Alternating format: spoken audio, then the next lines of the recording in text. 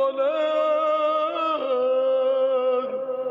حي على الفلاح حي على الفلاح আলহামদুলিল্লাহি রাব্বিল আলামিন ওয়া সালাতু ওয়া সালামু আলা সাইয়্যিদিল মুরসালিন আম্মা বা'দ ফাআউযু বিল্লাহি মিনাশ শাইতানির রাজীম বিসমিল্লাহির রহমানির রহিম সালাতু ওয়া সালামু আলাইকা ইয়া রাসূলুল্লাহ ওয়া আলা আলিকা ওয়া আসহাবিকা ইয়া হাবিবাল্লাহ সালাতু ওয়া সালামু আলাইকা ইয়া নবিয়াল্লাহ ওয়া আলা আলিকা ওয়া আসহাবিকা ইয়া নূরাল্লাহ। ইসলাম মেরা এবং মাদানী চ্যানেল দর্শকবৃন্দ, আলহামদুলিল্লাহ আজ্জা ওয়া জাল আরও একবার উপস্থিত হয়েছি ধারাবাহিক অনুষ্ঠান সৎ পথে আহ্বান নিয়ে। আলহামদুলিল্লাহ আজ্জা ওয়া জাল এই অনুষ্ঠান আমরা সাজিয়ে থাকি নেকি দাওয়াত, এই বিষয় নিয়ে নেকি দাওয়াতের বিভিন্ন দিক নিয়ে আমরা আলোচনা করার চেষ্টা করি। বিশেষ করে নেকি দাওয়াতের গুরুত্ব, প্রয়োজনীয়তা, নেকি দাওয়াতের ফজিলত এবং যদি নেকির কাজ ছেড়ে দেই, নেকি দাওয়াত ছেড়ে দেই, এর ক্ষতি কী রয়েছে, এর ভয়াবহতা কী রয়েছে, এ সম্পর্কে আমরা আলোচনা করে থাকি। আলহামদুলিল্লাহ আজ্জা ওয়া জাল এই পর্বে আমাদের সাথে মোবাল্লিগে দাওয়াত ইসলামী নূর হোসেন ভাই আমাদের সাথে উপস্থিত রয়েছেন। নূর হোসেন ভাই, আপনাকে স্বাগতম, আমাদেরকে সময় দেওয়ার জন্য ধন্যবাদ। আল্লাহ তাআলা আপনার ইলমে আমলে হায়াতে কোটি কোটি বরকত দান করুক ইনশাআল্লাহ। আজ্জা ওয়া জাল দর্শকবৃন্দ, আজকেও নূর হোসেন ভাই থেকে মাদানী ফুল শ্রবণ করব, আর আজকে আমরা ইনশাআল্লাহ আজ্জা ওয়া জাল আলোচনা করব নেকি দাওয়াতের ফজিলত নিয়ে। নেকি দাওয়াত যে ব্যক্তি প্রদান করে, যে নেকি দাওয়াত দেয়, মানুষকে বোঝায়, তার প্রতিদান কি রয়েছে আল্লাহ তাআলার দরবারে, পাশাপাশি এর সওয়াব কি রয়েছে, এ সম্পর্কে আমরা মোবাল্লিগ থেকে শ্রবণ করব। আর প্রতি পর্বের ন্যায় আজকের পর্বে থাকবে একটি মাদানী বাহার এবং একটি নেক আমল নিয়ে আমরা আলোচনা করব ইনশাআল্লাহ আজ্জা ওয়া জাল। আসল অনুষ্ঠানের শুরুতে প্রিয় নবী সাল্লাল্লাহু তাআলা আলাইহি ওয়া সাল্লামের উপর দুরুদে পাক পাঠ করার ফজিলত সম্বলিত হাদিসে মুবারাকা শ্রবণ করে নিই। আল্লাহ নবী সাল্লাল্লাহু তাআলা আলাইহি ওয়া সাল্লাম ইরশাদ ফরমান, যখন তোমরা কোনো কিছু ভুলে যাও আমার উপর দুরুদে পাক পাঠ করো, ইনশাআল্লাহ আজ্জা ওয়া জাল স্মরণে এসে যাবে। সুবহানাল্লাহ সুবহানাল্লাহ সুবহানাল্লাহ। একটি ব্যবস্থাপত্র আমরা পেয়ে গেলাম যাদের স্মরণ শক্তির দুর্বল রয়েছে, যারা কোনো কিছু ভুলে যান, তাদের জন্য একটি উত্তম ব্যবস্থাপত্র দুরুদে পাক। বাস্তবে কি দুরুদে পাক এমন একটি আমল যা বান্দার গুনাহকে মিটিয়ে দেয়। দুরুদে পাক এমন একটি আমল যা বান্দার বরকত রহমত পাওয়ার একটি মাধ্যম। দুরুদে পাক এমন একটি আমল যা বান্দার মর্যাদাকে বৃদ্ধি করে দেয়। আল্লাহ তাআলা আমাদেরকে বেশি পরিমাণে এই আমলটি করার তৌফিক দান করুক। আসুন দর্শকবৃন্দ, আমরাও দুরুদে পাক পাঠ করে নিই। সাল্লু আলাল হাবিব সাল্লাল্লাহু তাআলা আলা মুহাম্মদ সাল্লাল্লাহু তাআলা আলাইহি ওয়াসাল্লাম। আলহামদুলিল্লাহ আজ্জা ওয়া জাল দর্শকবৃন্দ, সৎ পথের আহ্বান এই অনুষ্ঠানের মধ্যে আজকের আলোচ্য বিষয় হচ্ছে নেকি দাওয়াতের ফজিলত। আজকে আমরা মানুষকে নেকি দাওয়াত দেই, বিভিন্ন ব্যক্তি তার নিজের জায়গা থেকে নেকি দাওয়াত প্রদান করে থাকে। তো যারা নেকি দাওয়াত প্রদান করে, এক তো আল্লাহ রাব্বুল আলামিন বান্দাকে বলেছেন যে নেকি দাওয়াত প্রদান করার জন্য সৎ কাজের আদেশ দেওয়া এবং অসৎ কাজ থেকে বাধা প্রদান করা। তো পাশাপাশি এর ফজিলত বলা হয়েছে। আজকে যে মুবাল্লিগে দাওয়াত ইসলামী নূর হোসেন ভাই আমাদের সাথে আছেন, আমরা তার কাছে যাব, এই ব্যাপারে মাদানী ফুল শ্রবণ করব ইনশাআল্লাহ আজ্জা ওয়া জাল। দর্শকবৃন্দ, আপনারা ভালো ভালো নিয়ত করে নিন যে অনুষ্ঠান দেখব, শুরু থেকে শেষ পর্যন্ত আমরা অংশগ্রহণ করবো আল্লাহ তাআলা এবং তার প্রিয় হাবিব সাল্লাল্লাহু আলাইহি ইসলামের সন্তুষ্টি অর্জনের জন্য। ইনশাআল্লাহ যা আমরা এখানে শিক্ষণীয় মাদানী ফুল পাবো তা নিজে মনে রাখবো, লিখে রাখবো, আমল করব, অন্যের নিকট পৌঁছে দিব, নেকি দাওয়াত দিব ইনশাআল্লাহ আজ্জা ওয়া জাল। দর্শকবৃন্দ, নূর হোসেন ভাইয়ের কাছে চলে যাব। আজকে বিভিন্ন বিষয় অর্থাৎ নেকি দাওয়াত, সৎ পথে আহ্বানের যে ফজিলত রয়েছে, ফজিলত সম্পর্কিত মাদানী ফুল শ্রবণ করব। নূর হোসেন ভাই, আপনি কেমন আছেন? জি আলহামদুলিল্লাহ। মাশাআল্লাহ মাশাআল্লাহ। ভালো আছেন? জি আলহামদুলিল্লাহ, আল্লাহ তাআলা দয়া। তো নূর হোসেন ভাই, আজকের আলোচ্য বিষয় আপনি শ্রবণ করলেন যে আজকের আলোচ্য বিষয় হচ্ছে নেকি দাওয়াতের ফজিলত।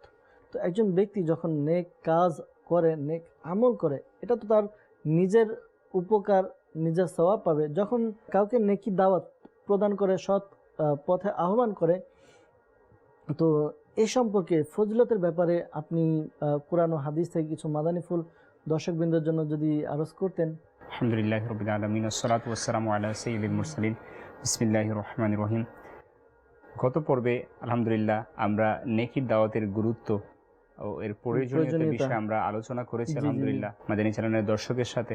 ইনশাআল্লাহ আজকে নেকির দাওয়াতের যে ফজিলত রয়েছে ইনশাআল্লাহ এই বিষয়ে আমরা চেষ্টা করব কিছু মাদানী ফুল দর্শক শ্রোতাদেরকে দেওয়ার। তো মাদানী চ্যানেলের দর্শক শ্রোতা, আমরা গত পর্বে শুনেছি যে নেকির দাওয়াতের যে কী গুরুত্ব রয়েছে। নেকির দাওয়াত এমন একটি বিষয় যে বিষয়টা প্রতিটা মুসলমানের উপর ফরজ। তো একটা ন্যাচারাল বিষয় হচ্ছে, মানুষ দুনিয়াবি যদি কোনো কিছুর লাভ খোঁজে তাহলে মানুষ সেই জিনিসটার প্রতি ধাবিত হয়, সেটাকে অর্জন করার জন্য, সেটাকে হাসিল করার জন্য মানুষ সচেষ্ট থাকে। তো নেকির দাওয়াত এই বিষয়টা, তো যদি আমরা দেখি এর ফজিলতের বিষয়, যখন আমরা এর ফজিলত বিষয় জানবো তখনও আমাদের ইচ্ছা পোষণ হবে, প্রতিটা মুসলমানের ইচ্ছা পোষণ হবে এই নেকির দাওয়াতের কাজকে আরও বাড়িয়ে দেওয়া। আসলে ইনোশন ভাই, যে কোনো বিষয়ের যদি আমরা রেজাল্টটা জানতে পারি প্রথমে, ওই কাজ করতে কিন্তু আমাদের আগ্রহ বেশি আগ্রহ হয়। যেমন আমি যদি জানি যে এই কাজটি যদি সম্পাদন করতে পারি তাহলে এটার বিনিময়ে আমি এত টাকা পাবো, তাহলে কিন্তু খুব শখ এবং উৎসাহ উদ্দীপনার সাথে আমরা কাজটা করে থাকি। ঠিক তেমনি দর্শকবৃন্দ যারা রয়েছে তারা যদি নেকি দাওয়াতের ফজিলত সম্পর্কে আমরা শ্রবণ করি তাহলে কি হবে, আমাদের অন্তরে নেকি দাওয়াত প্রদান করে একটা জজবা চলে আসবে, উৎসাহ বেড়ে যাবে। জি জি। তো ঠিক যেমনভাবে আমরা যদি আল্লাহ তাআলার ইবাদত করে যে পরিমাণ নেকি অর্জন করতে পারবো, ঠিক একইভাবে যদি আমরা নেকির দাওয়াত দেই, মানুষকে সৎ পথে আহ্বান করি, অসৎ পথ থেকে বাধা প্রদান করি, তাহলে আমরা সেই সমপরিমাণ নামাজ, রোজা, হজ, যাকাত এর আদায় করার মাধ্যমে যে পরিমাণ সওয়াব পাবো, ঠিক একই সওয়াব আমরা নেকির দাওয়াতের মাধ্যমে সৎ পথে আহ্বান করে এবং অসৎ পথ থেকে বাধা প্রদান করে আমরা ঠিক একই পরিমাণ সওয়াব পাবো। তো সর্বপ্রথম একটি হাদিস মুবারকা আমি মাদানী চ্যানেলের দর্শকের কাছে পেশ করব। হাদিস শরীফটি সহিহ মুসলিম শরীফের হাদিস শরীফ। হুজুর আকরাম নূরে মুজাসসাম হুজুর সাল্লাল্লাহু আলাইহি ওয়াসাল্লাম ইরশাদ ফরমান, যে লোক সঠিক হেদায়েতের দিকে ডাকে তার জন্য সে পথের অনুসারীদের সমান প্রতিদান রয়েছে। সুবহানাল্লাহ। এতে তাদের প্রতিদান হতে সামান্য ঘাটতি হবে না। আবার একইভাবে বলা হয়েছে, আর যে লোক বিভ্রান্তির দিকে অর্থাৎ খারাপ পথের দিকে ডাকে তার উপর সে রাস্তার অনুসারীদের পাপের অনুরূপ পাপ বর্তাবে। আল্লাহ আল্লাহ আল্লাহ। এতে তাদের পাপ রাশি সামান্য হালকা হবে না। তো এই হাদিস শরীফ থেকে আমরা জানতে পারি, যদি আমরা নেকির দাওয়াত, সৎ পথে আহ্বান করে কোনো মানুষকে ভালোর পথে নিয়ে আসতে পারি, তাহলে আমার দাওয়াতের মাধ্যমে ওই ব্যক্তি যদি ওই আমল করে, ওই ব্যক্তির আমল নামায় যে নেকি লিখে দেওয়া হবে, ওই একই পরিমাণ সমপরিমাণ নেকি আমি দাওয়াত দেওয়ার কারণে, আমি ওই ব্যক্তিকে আমল করার উৎসাহ করার কারণে সমপরিমাণ নেকি আল্লাহ তাআলা আমার আমল নামায় লিখে দিবে, এবং ওই ব্যক্তির আমল নামা থেকে একটি আমলও ঘাটতি হবে না। না। এখন দেখেন, আমরা দুনিয়াবি লাভ খুঁজি, যদি এখন আমরা দেখি আমাদের আমল নামার মধ্যে যে খুব সহজে আমরা নেকি অর্জন করতে পারি, কিন্তু এখানে এটাও বলা হয়েছে হাদিস শরীফের মধ্যে, যদি কেউ কোনো ব্যক্তি কোনো অন্য ব্যক্তিকে পাপ কাজের মধ্যে আহ্বান করে এবং ওই ব্যক্তি তার দাওয়াতের কারণে ওই পাপ কাজের মধ্যে লিপ্ত হয়, তাহলে তার আমল নামায় তো পাপ লেখা হবে ওই পরিমাণ, যে ব্যক্তি তাকে আহ্বান করলো পাপ কাজের জন্য তারও আমল নামায় ওই পাপী ব্যক্তির সমপরিমাণ আমল নামার, ওই ব্যক্তির আমল নামায় ওই পাপী ব্যক্তিকে ওই পাপী ব্যক্তি যেই গুনাহ করেছে সেই গুনার যেই শাস্তি তাও তার উপরে বর্তাবে, লেখা হবে। এখন চিন্তার বিষয় যে আমি কি মানুষকে নেকির পথে দাওয়াত দিয়ে নেকি অর্জন করব, নাকি গুনাহের পথে দাওয়াত দিয়ে গুনাহ অর্জন করব? আসলে এটা উদাহরণ আমরা এভাবে বুঝতে পারি দর্শকবৃন্দ, যে একটি মোমবাতি, এই মোমবাতিতে যদি আমরা আগুন জ্বালাই আর আমার পাশে যদি 100 মোমবাতি আরও রাখা থাকে যেগুলো জ্বলন্ত নয়, তো এই প্রথম যে মোমবাতি রয়েছে এই মোমবাতি থেকে আমি 100টি মোমবাতিও যদি জ্বালিয়ে দিই, দেখা যাবে 100টি মোমবাতি জ্বলবে, কিন্তু প্রথমে যে মোমবাতি রয়েছে এই মোমবাতির আগুন একটু কমবে না। ঠিক তেমনি নেক কাজের প্রতি বা সৎ পথে যদি আমরা আহ্বান করি, কাউকে নেকি দাওয়াত দিয়ে থাকি, তাহলে দেখা যাবে এর গুণ বেড়ে যাবে।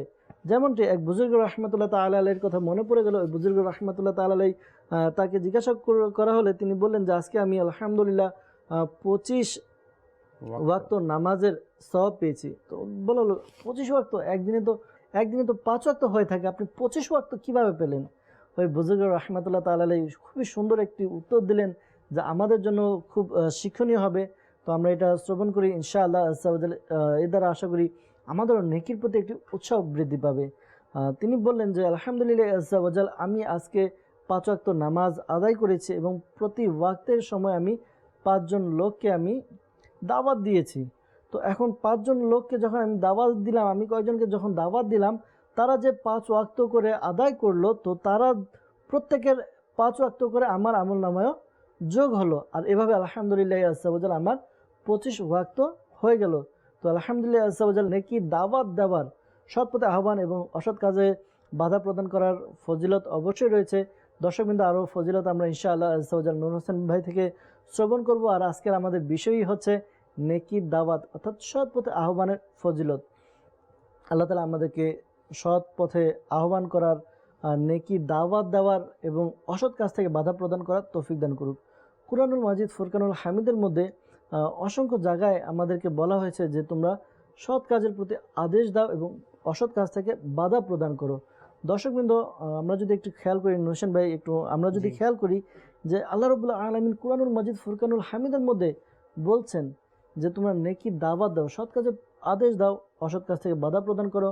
হাদিসে মোবারাকার মধ্যেও আমরা শুনতে পারলাম। এগুলো বলার উদ্দেশ্য যে আমাদেরকে উৎসাহ দেওয়া, আমরা যেন নেকির কাজের প্রতি ধাবিত হই। আমি আজকে একটি আমল করছি, ওই আমলটি যেন আমি নিজের মধ্যে সীমাবদ্ধ না রাখি। নেকির দাওয়াত দেওয়া এমন একটি আমল যা না শুধু নিজের উপকার সাধিত হয়, বরঞ্চ সমাজের উপকার সাধিত হয়, না বরঞ্চ একটি রাষ্ট্রের উপকার সাধিত হয়। যেমনটি যে কোনো আমল, কিছু আমল রয়েছে, যেমন আজকে আমি নামাজ আদায় করলাম, আজকে আমি রোজা রাখলাম, আজকে আমি নফল ইবাদত করলাম, এই ইবাদতগুলো আমার নিজের কাজে আসবে। কিন্তু যদি আমি এই ইবাদতগুলো অন্যের নিকট পৌঁছাতে পারি, যে নামাজ আদায় করো, রোজা রাখো, এরপর ভালো কাজ করো, মানুষের সাথে ভালো ব্যবহার করো, বাবা মার সাথে ভালো ব্যবহার করো, যখন মানুষকে আমরা এই দাওয়াত দিব, তখন কি হবে, আমাদের এই দাওয়াত দেওয়ার কারণে শুধু আমি যেটা আমল করলাম সেটা নিজের, আর এই দাওয়াত দেওয়ার কারণে কি হবে, আমি যখন আমার ঘরের মধ্যে দাওয়াত দিব, আমার ঘর ভালো হবে, ঘরের লোকজন আমল করে তারা নিজেরা আমলদার হবে।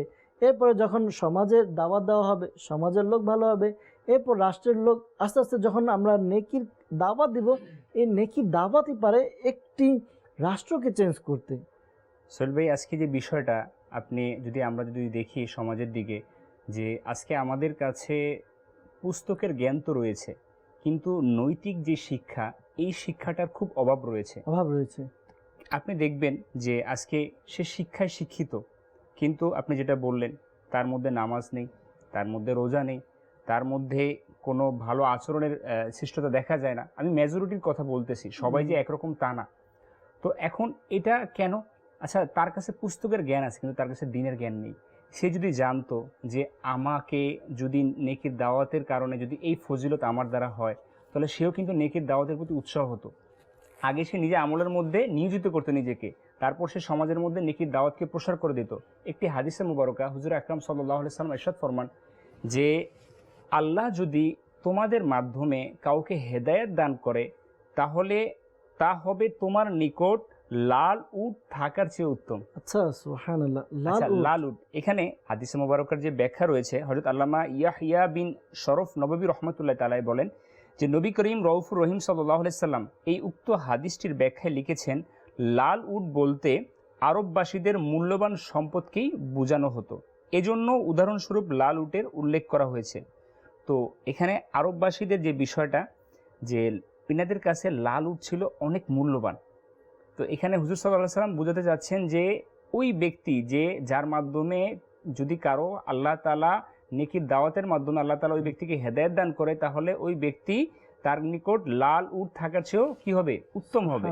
তো এখন আমরা চিন্তা করি, যদি আমরা এইভাবে যদি নেকির দাওয়াত দিই, আলহামদুলিল্লাহ, তাহলে কি হবে, আমাদের সমাজের মধ্যে আল্লাহ চাহে তো আল্লাহর দয়ায় খারাপ কাজগুলো আস্তে আস্তে কমে যাবে, মানুষ নেকির প্রতি উৎসাহ হবে। এখন আমাদের অবস্থান কি? আমরা না জানি নেকির ফজিলত, নেকির দাওয়াতের ফজিলত, না আমাদের মধ্যে এটা উৎসাহ জাগতেছে। তো আমাদের এজন্য উচিত যে নেকির যে বিষয়টা, নেকির কোরআনুল কারীমের মধ্যে আল্লাহ তাআলার কি ফরমান রয়েছে, হাদিসে মুবারকার মধ্যে কি ফরমান রয়েছে, এটার প্রতি আমাদের দৃষ্টিপাত করা। তো এই জন্য হুজুর সাল্লাল্লাহু আলাইহি সাল্লামের জীবনে যদি আমরা লক্ষ্য করি, হুজুর সাল্লাল্লাহু আলাইহি সাল্লাম তার প্রতিটা মুহূর্ত, কিন্তু তার প্রতিটা নুরানি জবানের যে বাণী ছিল, সেগুলো ছিল নেকির দাওয়াত, মূলত নেকির দাওয়াত। বাহ্যিকভাবে আমরা এটি বুঝতে পারি যে আমলের কথা, কিন্তু এটা প্রকৃতপক্ষে কিন্তু নেকির দাওয়াতই। যে আসলে নূর হোসেন ভাই খুব সুন্দর আলোচনা আপনি করছেন, আলহামদুলিল্লাহ। হাদিসে মুবারাকা আমাদেরকে শ্রবণ করালেন, দর্শকবৃন্দ শুনলেন। তো দর্শকবৃন্দ আরজ থাকবে যে আমরা যেন নেকির দাওয়াত প্রদান করি, কেননা নেকির দাওয়াতের এত ফজিলত আমরা শ্রবণ করলাম। আসুন আরও একটি বিষয় নেকির দাওয়াতের ফজিলত সম্পর্কে শ্রবণ করে নেই। হযরত সাইয়েদনা মুসা আলা নবিয়ানা ওয়া আলাইহিস সালাতু ওয়াস সালাম আল্লাহ তাআলার দরবারে আরজ করলেন, হে আল্লাহ, যে ব্যক্তি তার ভাইকে নেক কাজের প্রতি দাওয়াত দেবে, অসৎ কাজ থেকে বাধা প্রদান করবে, তার ফজিলত কি? আল্লাহ রাব্বুল আলামিন ইরশাদ করলেন, হে মুসা আলাইহিস সালাম, যে ব্যক্তি এমনটি করবে, অর্থাৎ নেক কাজের প্রতি উৎসাহ প্রদান করবে, অর্থাৎ নেক কাজের প্রতি তাকে দাওয়াত দিবে, পাশাপাশি অসৎ কাজ থেকে বাধা প্রদান করবে, তার প্রত্যেকটি কথার বিনিময়ে এক এক বছরের নেকি লিখে দেওয়া হবে। সুবহানাল্লাহ। সুবহানাল্লাহ, সুবহানাল্লাহ। একজন ব্যক্তিকে আমরা নেকি দাওয়াত দিব, তাকে বুঝাবো। নেকি দাওয়াত বিভিন্ন ধরনের হতে পারে, বিভিন্ন উপায়ে হতে পারে। যেমনটি নেকি দাওয়াত আমরা কাউকে বললাম এমনি কথার মাধ্যমে, একক প্রচেষ্টার মাধ্যমে হতে পারে। আবার নেকি দাওয়াত হতে পারে যে ইজতিমাভাবে, সম্মিলিতভাবে। আবার নেকি দাওয়াত বয়ানের মাধ্যমে হতে পারে। বিভিন্নভাবে নেকি দাওয়াত হতে পারে। একটা উদাহরণ এভাবে দেওয়া যেতে পারে সোহেল ভাই, জি। যে যদি কোনো ইসলামী ভাই আমাদের দাওয়াত ইসলামের সাথে সম্পৃক্ত থেকে যদি প্রতিদিন ফাইজানের সুন্নতের দরজ দেয়, সুবহানাল্লাহ, তো তাহলে তার এখানে কি ফজিলত অর্জন হবে? যদি সে 7 মিনিটের ফাইজানের সুন্নত থেকে দরজ দেয়, তাহলে ওই দরজের মধ্যে যদি তার 20টি সৎপথে আহ্বান করার জন্য দাওয়াতের কথা উল্লিখিত থাকে, তাহলে আল্লাহ তাআলা ওই ব্যক্তির আমলনামায় 20 বছরের সওয়াব লিখে দিবেন। সুবহানাল্লাহ, সুবহানাল্লাহ। তো এরকম যদি আমি প্রতিদিন ফাইজানের সুন্নত থেকে দরজ, এটা উদাহরণ আর কি, আমাদের দাওয়াত ইসলামের মাদানী নেকির পরিবেশের মধ্যে কাজগুলো আসলে নূর হোসেন ভাই, নেকি অর্জন করা অনেক সহজ, কিন্তু আমাদের চিন্তা ভাবনা কিন্তু নেই। চিন্তা ভাবনা নেই। আমি একটি কাজ আমল করছি, ওই আমলটি যদি আমি আরেকজনের কাছে পৌঁছে দেই, পৌঁছে দেওয়ার কারণে কিন্তু আমরা কত নেকি আমাদের অর্জিত হচ্ছে। অনেক সময় দেখা যায় যে আমরা এই কাজগুলো করা থেকে অনেক গাফিল থাকি, উদাসীন থাকি। হয়তোবা এর কারণ আমার যেই বন্ধুবান্ধব ফ্রেন্ড সার্কেল রয়েছে, এটি একটি অন্যতম কারণ। পরিবেশ এটা একটি কারণ, যে নেকি দাওয়াত প্রদান করা এবং অসৎ কাজ থেকে বাধা প্রদান করার একটা প্রতিবন্ধকতার সৃষ্টি করে।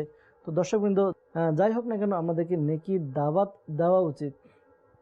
কেনই বা দিব না সোহেল ভাই? বিষয়টা আসলে দেখেন, হ্যাঁ, আমরা যতই শ্রবণ করবো এই ফজিলতের বিষয়, ততই আমাদের প্রতি উৎসাহ জাগবে নেকির দাওয়াতে। আলহামদুলিল্লাহ। একটি হাদিসে মোবারকে আল্লাহ তাআলা হযরত মুসা আলাইহিস সালামকে ওহী পাঠালেন, যে আপনি তো একটি ঘটনা বললেন জি জি জি জি। যে মুসা আলাইহিস সালামের সাথে আরেকটি হাদিসে মোবারকা যেটা আচ্ছা। ঘটনা কিতাবের মধ্যে এসেছে, আল্লাহ তাআলা মুসা আলাইহিস সালামের নিকট ওহী প্রেরণ করলেন যে যে ব্যক্তি সৎ কাজে আহ্বান করলো এবং অসৎ কাজ থেকে নিষেধ করলো আর লোকদের আমার অনুগত হবার প্রতি আহ্বান করলো, সে কিয়ামতের দিন আমার আরশের ছায়ার নিচে স্থান পাবে। সুবহানাল্লাহ, সুবহানাল্লাহ।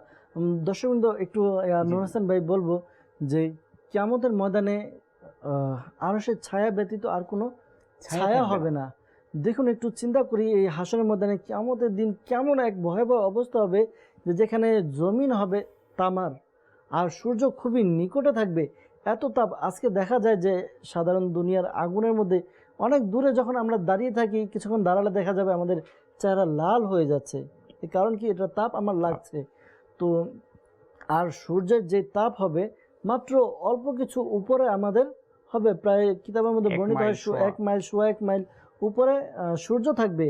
আর এখন তো সূর্য আমাদের দিকে পিঠ করে আছে, কিন্তু তখন সূর্যের মুখ আমাদের দিকে থাকবে আর জমিন হবে তামার। এই সময় মানে মানুষের অবস্থা এমন হবে, কারো তার ঘাম কারো হাঁটু পর্যন্ত, কারো রান পর্যন্ত, কারো বুক পর্যন্ত এরকম হবে। কেউ হাবুডুবু খেতে থাকবে। এই অবস্থায় কোনো ছায়া থাকবে না, শুধুমাত্র আরশের ছায়া ব্যতীত। আর ওই আরশের ছায়া কে থাকবে? আমরা শ্রবণ করলাম। দর্শকবৃন্দ, এখনও আমরা যেন বসে না থাকি, নেক কাজের প্রতি আমরা যেন লেগে যাই, নেক কাজ যেন আমরা করি, পাশাপাশি নেকি দাওয়াত যেন আমরা প্রদান করি। দর্শকবৃন্দ, নেকি দাওয়াত দেওয়ার কি ফজিলত, এই ব্যাপারে আমরা যেহেতু প্রতিটি পর্বেই চেষ্টা করি যে একটি করে মাদানী বাহার ঘটনা শ্রবণ করব, যে নেকি দাওয়াত দেওয়ার কীরকম মানুষ, নেকি দাওয়াত দেওয়ার কারণে মানুষের মধ্যে কীরকম পরিবর্তন চলে আসলো। আসুন আমরা শ্রবণ করি। সাল্লু আলাল হাবিব সাল্লাল্লাহু তাআলা আলা মুহাম্মদ সাল্লাল্লাহু তাআলা আলাইহি ওয়াসাল্লাম। দর্শকবৃন্দ, শাইখে তরিকত আমিন আহলে সুন্নাত দামাত বারাকাতুহুল আলিয়া তার লিখিত কিতাব নেকি দাওয়াতের মধ্যে একটি মাদানী বাহার এরকম লিখেছেন এক ইসলামী ভাই, সে মহারাষ্ট্রের অধিবাসী ছিল। তার মুখের ভাষা, তার ভাষা অনুযায়ী ঘটনাটা এরকম যে তিনি গুনাহের রোগে আক্রান্ত ছিলেন। সে গুনাহের রোগের মধ্যে গুনাহ করতেন, অনেক গুনাহ করতেন। সে তার সারাদিনে যা উপার্জন করতেন, আয় করতেন, যে মজদুরি পেতেন তা দিয়ে সে মদ পান করতেন, খারাপ কাজের মধ্যে লেগে থাকতেন। সেই গান বাজনা বিভিন্নভাবে ফুর্তির মাধ্যমে সে তার সময়কে অতিবাহিত করত। এভাবে অলসতায় তার জীবনের মূল্যবান সময়গুলো তার নষ্ট হয়ে যাচ্ছিল। শেষ পর্যন্ত ওই ইসলামে বলেন আলহামদুলিল্লাহ আজ্জাওয়াজাল, শেষ পর্যন্ত আমার ভাগ্যের তারকা প্রজ্বলিত হলো। আর এটা হলো যে সৌভাগ্যক্রমে এক দাওয়াত ইসলামীর মোবাল্লিগ আলহামদুলিল্লাহ আজ্জাওয়াজাল আমাকে নেকি দাওয়াত দিলেন। খুব মুচকি হেসে আমাকে মাদানী কাফেলায় সফর করার দাওয়াত দিলেন। এখন তিনি তার আন্দাজ, তার ধরন এমন ছিল যে আমি তাকে না করতে পারলাম না। আমি তার সাথে মাদানী কাফেলায় সফর করার জন্য রাজি হয়ে গেলাম। সুবহানাল্লাহ, সুবহানাল্লাহ। যখন ইসলাম ভাই মাদানী কাফেলায় সফর করলো, আলহামদুলিল্লাহ আজ্জাওয়াজাল সেখানে নেকি দাওয়াত তাকে দেওয়া হলো। দর্শকবৃন্দ, আপনারা জানিয়ে রাখি, আলহামদুলিল্লাহ দাওয়াত ইসলামীর উদ্যোগে বিভিন্ন স্থানে মাদানী কাফেলায় সফর হয়। 3 দিন, 12 দিন, 30 দিন, 1 মাস, 12 মাস মাদানী কাফেলায় সফর হয়। এখানে নেকি দাওয়াতের একটি উত্তম একটি মাধ্যম হচ্ছে মাদানী কাফেলা। তো আলহামদুলিল্লাহ ইসলাম ভাই মাদানী কাফেলায় সফর করলেন। এরপর আলহামদুলিল্লাহ আজ্জাওয়াজাল তিনি তার গুনাহ থেকে তওবা করে নেক কাজের প্রতি তিনি ধাবিত হলেন। তিনি প্রতিদিন শুধু নামাজই নয়, বরঞ্চ ফজরের সময় ইসলামী ভাইদেরকে, লোকদেরকে নামাজের জন্য ডাক দিতেন, সাদাই মদিনা দিতেন, মানুষকে ইনফরাদি কোশিশ করতেন। এরপর ওই ইসলামী ভাইয়ের ভাষ্যমতে আলহামদুলিল্লাহ আজ্জাওয়াজাল এখন আমি একটি মসজিদের মুয়াজ্জিন হিসেবে নিয়োজিত আছি। তো প্রিয় ইসলামী ভাই, একটু চিন্তা করুন, নেকি দাওয়াত, এক ইসলামী ভাই, এক মুবাল্লিগ। নোশন ভাই, আপনার কাছেও আরজ করবো যে একজন ইসলামী ভাই সে মুচকি হেসে খুব সুন্দর আন্দাজে তাকে বুঝালো, নেকি দাওয়াত দিল। তাকে বোঝানোর পর সে রাজি হয়ে গেল। আর তার অবস্থা, তার ভাগ্য এমনভাবে প্রজ্বলিত হলো আলহামদুলিল্লাহ আজ্জাওয়াজাল সে এখন মসজিদের মুয়াজ্জিন হয়ে আছে। যে আগে কিনা গুনাহের সাগরে ছিল, বর্তমানে আলহামদুলিল্লাহ সে নেকির কাজ করছে। আসলে বাস্তবিক আলহামদুলিল্লাহ আজ্জাওয়াজাল নেকি দাওয়াত একটি মানুষকে পরিবর্তন করে। পূর্বে বলেছিলাম নেকি দাওয়াত একটি সমাজকে নয়, বরঞ্চ একটি রাষ্ট্রকে পরিবর্তন করতে পারে। যদি আমরা একটু হিম্মত করি, আমরা যদি একটু সাহস করি, ইনশাআল্লাহ আজ্জাওয়াজাল আমাদের এই নেকি দাওয়াতের মাধ্যমে আমাদের ঘর ঠিক হবে, আমাদের সমাজ ঠিক হবে, আমাদের রাষ্ট্র ঠিক হবে ইনশাআল্লাহ আজ্জাওয়াজাল। দর্শকবৃন্দ, আবারও নূর হোসেন ভাইয়ের কাছে যাব, নেকি দাওয়াতের ফজিলত সম্পর্কে শ্রবণ করব। এরপর আমরা একেবারে শেষের দিকে চলে আসছি, আর অল্প কিছুক্ষণ কিছু মাদানী ফুল নেব। এরপর আজকের আমলের দিকে যাব ইনশাআল্লাহ আজ্জাওয়াজাল। জি নূর হোসেন ভাই, কিছু মাদানী ফুল নেকি দাওয়াতের ফজিলত সম্পর্কে। কিতাবের মধ্যে অসংখ্য ফজিলতের বিষয়ে আলোচনা এসেছে। মদিনার তাজেদার হুজুর আকরাম নূরে মুজাসসাম হুজুর সাল্লাল্লাহু আলাইহি ওয়াসাল্লাম ইরশাদ করেন যে নিঃসন্দেহে সৎ পথে আহ্বানকারী এবং সৎ কাজ সম্পাদনকারীর ন্যায়। সুবহানাল্লাহ। তো মুফতি আহমদ ইয়ার খান নঈমী রহমতুল্লাহ তাআলা এই হাদিসের ব্যাখ্যায় বলেন যে সৎ কাজ যে করে, যে করায়, যে পরামর্শ দেয়, যে শিখায়, তো সবাই কি একই সওয়াবের অধিকারী। অর্থাৎ একটি নেক কাজ করলে যে সওয়াব পাওয়া যাবে, এই কাজে যারা যারা সহযোগিতা করবে তারাও একই সওয়াব পাবে। সুবহানাল্লাহ। এত সুন্দর একটা ব্যবস্থাপনা হুজুর সাল্লাল্লাহু আলাইহি ওয়াসাল্লাম আমাদের জন্য রেখে গিয়েছেন। আলহামদুলিল্লাহ। হযরত সাইয়েদুনা কাবুল আহবার রাদিয়াল্লাহু তাআলা আনহু ইরশাদ করেন যে জান্নাতুল ফেরদৌস বিশেষ করে সেসব ব্যক্তির জন্যই যারা সৎ কাজে আহ্বান করে এবং অসৎ কাজ থেকে বাধা প্রদান করে। সুবহানাল্লাহ। যদি আমরা আউলিয়া কিরামের জীবনের দিকে যাই, তাহলে আমরা দেখতে পাই যে আউলিয়া কিরাম তারা সর্ব অবস্থায়, তাদের জীবনের মধ্যে সর্বপেক্ষায় তারা সবসময় সচেষ্ট ছিল নেকির দাওয়াতের জন্য। নূর হোসেন ভাই, আমরা যেহেতু একেবারে সময়ের শেষের দিকে আছি, দর্শকবৃন্দ, যেহেতু আমরা নূর হোসেন ভাই আমাদেরকে বলছিলেন বুজুর্গানে কিরামের জীবনী সম্পর্কে, তারা নেকির দাওয়াত দিচ্ছেন। আমরা ইনশাআল্লাহ পর্যায়ক্রমে এক একটি পর্বতে আমরা আলোচনা করব। আমরা বুজুর্গানের দিন শুধু নয়, আম্বে কিরাম কীভাবে নেকির দাওয়াত দিতেন, সাহাবা কিরামের নেকির দাওয়াত দেওয়ার ধরন কী ছিল, তারপর আপনার আউলিয়া কিরাম আলাইহিমুর রিদওয়ান তারা কীভাবে নেকির দাওয়াত দিয়েছেন। আলহামদুলিল্লাহ আজ্জাওয়াজাল দাওয়াত ইসলামী একটি বিষয় না বললেই নয়, দাওয়াত ইসলামীও আলহামদুলিল্লাহ এই একটি কাজই করে যাচ্ছে যে মানুষকে নেকির দাওয়াত দিয়ে যাচ্ছে। দাওয়াত ইসলামী আলহামদুলিল্লাহ বিভিন্নভাবে দাওয়াত ইসলামী মানুষের কাছে নেকির দাওয়াত পৌঁছাচ্ছে। দাওয়াত ইসলামী যে মাদানী কাজগুলো দেখবেন, এর পক্ষান্তরে একটি উদ্দেশ্য হচ্ছে মানুষকে নেক আমলদার বানানো। আর মানুষকে যে নেক আমলদার বানানোর জন্য কোনো কিছু বলা, এটাই হচ্ছে নেকি দাওয়াত। আলহামদুলিল্লাহ, মাদানী কাফেলা সফর হয়, আশিকানা রসুল মাদানী কাফেলায় সফর করে থাকেন। মাদানী কাফেলায় সফর করে তারা বিভিন্ন বিষয় সম্পর্কে ইলমে দিন অর্জন করেন, পাশাপাশি সেখানেও নেকি দাওয়াত দেওয়ার ব্যবস্থা থাকে, তারা নেকি দাওয়াত দেন। নিয়ত করে নিয়ে ইনশাআল্লাহ আজ্জাওয়াজাল দাওয়াত ইসলামের মাদানী কাফেলায় সফর করব। আর দর্শকবৃন্দ, আসুন আমরা আজকের আমলের দিকে যাব। নূর হোসেন ভাই আমাদের সাথে আছেন। প্রতিটি পর্বে যেহেতু আমরা একটি আমল সম্পর্কে শ্রবণ করি, দেখি নূর হোসেন ভাই আজকে আমাদের জন্য কি আমল নিয়ে এসেছেন। তো আসুন আমরা আমল সম্পর্কে শ্রবণ করি। জি নূর হোসেন ভাই, আজকে আমাদের জন্য কোন আমল নিয়ে এসেছেন? জি মাশাআল্লাহ, কিতাব থেকে একটি ওকিয়া বলবো, হাদিসে মোবারকা, যে কিতাবের মধ্যে পাওয়া যায় উমর বিন খাত্তাব রাদিয়াল্লাহু তাআলা আনহু, ইনার একটা নিয়ম ছিল, তরিকা ছিল, যখনই ওনার ঘরের মধ্যে মেহমান তাশরিফ করতেন তো মেহমানের সম্মানার্থে তিনি দাঁড়িয়ে যেতেন এবং সুবহানাল্লাহ। তাদেরকে তিনি খেদমত করতেন।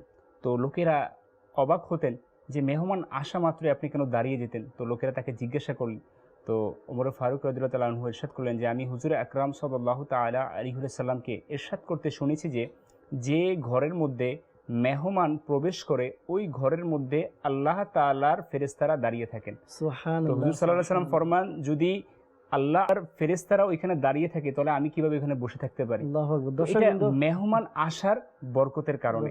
তো আমাদের উচিত যে মেহমান যখন আসে আমরা যাতে খুশি হই এবং তাদেরকে খেদমত করি আল্লাহ তাআলার সন্তুষ্টির জন্য। দর্শকবৃন্দ, একটি কথা প্লাস করবো, এরপর শেষের দিকে যাব। যে আজকাল আমাদের ঘরে মেহমান আসলে আমরা মানে নিজে বোঝা মনে করি, এমনটি নয়। মেহমান তার রিজিক নিয়ে আসে, তো ভাবনার কোনো কারণ নেই, টেনশন নেই। যখন কোনো মেহমান আসে হাসি মুখে তাকে গ্রহণ করি। আর যে আমলটি আমরা আজকে জানতে পারলাম, মেহমান ঘরে প্রবেশ করলে দাঁড়িয়ে যাওয়া, আমরা ইনশাআল্লাহ আমল করার চেষ্টা করি। দর্শকবৃন্দ, অনুষ্ঠান সৎ পথে আহ্বান একেবারে শেষের দিকে চলে এসেছি। আলহামদুলিল্লাহ, প্রতিটা পর্বে কিছু না কিছু বিষয় নিয়ে আলোচনা করা হয়। আজকেও আলোচনা করা হলো আমল করার মাদানী অনুরোধ রইল, আপনারা নেকি দাওয়াত সৎ পথে আহ্বান করুন। ইনশাআল্লাহ আজ্জাওয়াজাল আমাদের পারিবারিক, সামাজিক, রাষ্ট্রজীবন ইনশাআল্লাহ পরিবর্তন হবে আর ভালোর দিকে আসবে ইনশাআল্লাহ আজ্জাওয়াজাল। আবারও পরবর্তী পর্বে আরও একটি বিষয় নিয়ে আলোচনা করব আমরা নেকির ব্যাপারে। ততক্ষণ পর্যন্ত ভালো থাকবেন, সুস্থ থাকবেন, দেখতে থাকুন মাদানী চ্যানেল বাংলা। সাল্লু আলাল হাবিব সাল্লাল্লাহু তাআলা আলা মুহাম্মদ সাল্লাল্লাহু তাআলা আলাইহি ওয়াসাল্লাম। حي على الصلاة حي على الفلاح حي